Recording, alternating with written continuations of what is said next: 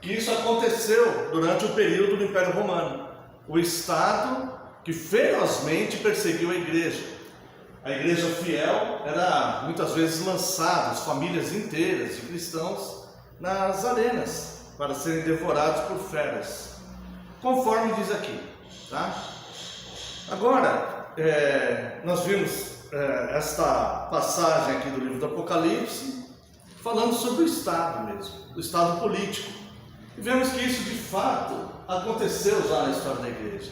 O Estado perseguindo ferozmente a igreja. Hoje nós chegamos a analisar o verso 4, o século 4. E para falarmos com mais exatidão, nós temos que falar um pouco a respeito de um imperador do século 4 chamado Constantino. Essa aqui é uma estátua do imperador Constantino. Constantino,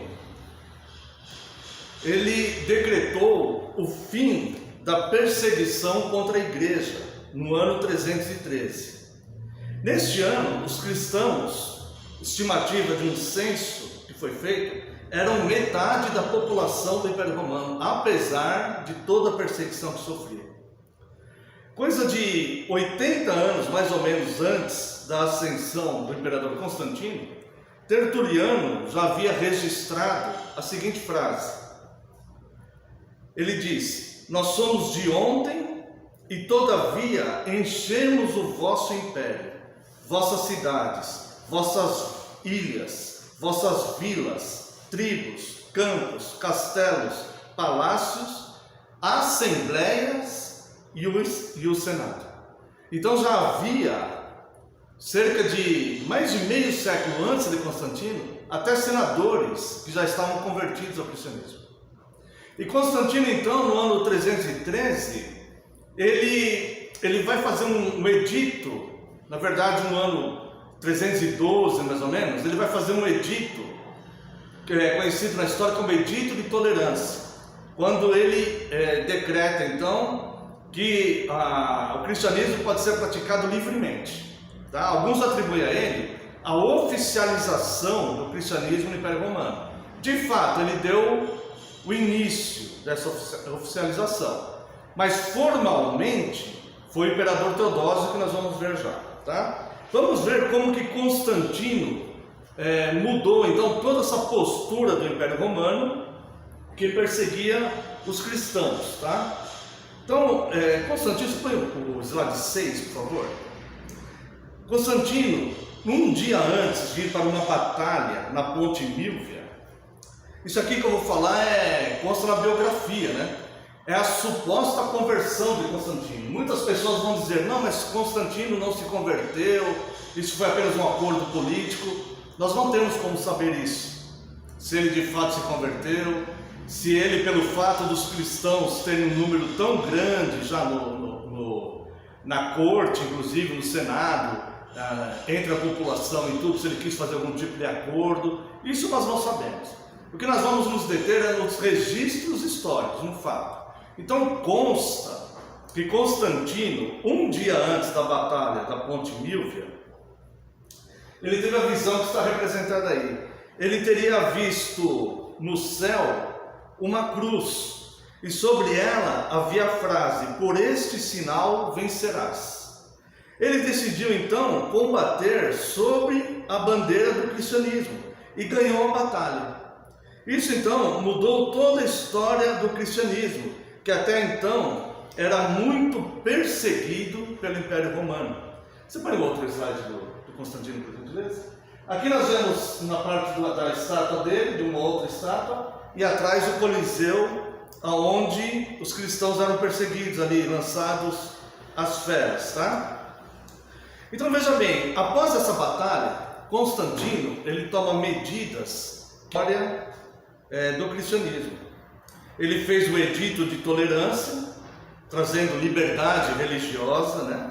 Não só para os cristãos, mas para todos. Esse foi o primeiro edito desse gênero feito no mundo, porque as nações obrigavam os povos a adorarem seus deuses, tá? E ele fez esse edito de tolerância, e ele foi além. Ele favoreceu de todos os modos os cristãos. Ele deu-lhes os principais cargos do Império Romano, isentou os ministros cristãos de impostos e do serviço militar, incentivou e ajudou na construção de igrejas, fez do cristianismo a religião da sua corte. Ele encomendou a confecção de 50 Bíblias para as igrejas de Constantinopla, encarregou Eusébio de supervisionar o trabalho e designou 2 carruagens para o transporte dessas Bíblias. É que as Bíblias elas eram bem grandes, né? Escrita à mão e tudo mais, 2 carruagens para levar 50 Bíblias. Os dias de domingo eram observados já pelos cristãos como dia do Senhor no seu culto principal, desde a era apostólica. Então, ele decretou o feriado semanal aos domingos e deu folga para a maioria dos soldados para que pudessem participar dos cultos. E decretou então esse descanso semanal, um feriado semanal, tá? Proibindo qualquer trabalho ordinário, permitiu a licença dos soldados para participarem dos cultos no dia do Senhor. Ele construiu casas de cultos por todo o império para que toda a população pudesse cultuar o Senhor. E, por fim, por terminar de falar de Constantino, ele tem algumas obras que podem mostrar, talvez, frutos de uma possível conversão. Então, nós vemos muitas pessoas falando negativamente sobre Constantino, né? Eu acho que a gente tem que ter um pouco de temor para não quebrar o 9º mandamento, porque talvez ele tenha se convertido mesmo, embora não sabemos, tá? Mas olha algumas das obras que ele decretou enquanto imperador romano. Enquanto os imperadores anteriores perseguiram muitos cristãos, e ele fez tudo isso em favor dos cristãos, olha algumas obras dele. Ele aboliu a escravidão no império. Isso não favoreceu só cristãos, favoreceu todos os povos que os romanos conquistavam. Ele aboliu a escravidão no império. Ele aboliu os combates dos gladiadores, que lutavam até a morte na arena. Ele aboliu o combate dos gladiadores. Ele aboliu a morte de crianças indesejáveis, que era comum no Império Romano. Crianças que eram indesejáveis, eles sacrificavam, né? Era praticamente um aborto, como se fosse hoje em dia, tá? Ele aboliu essa prática, né?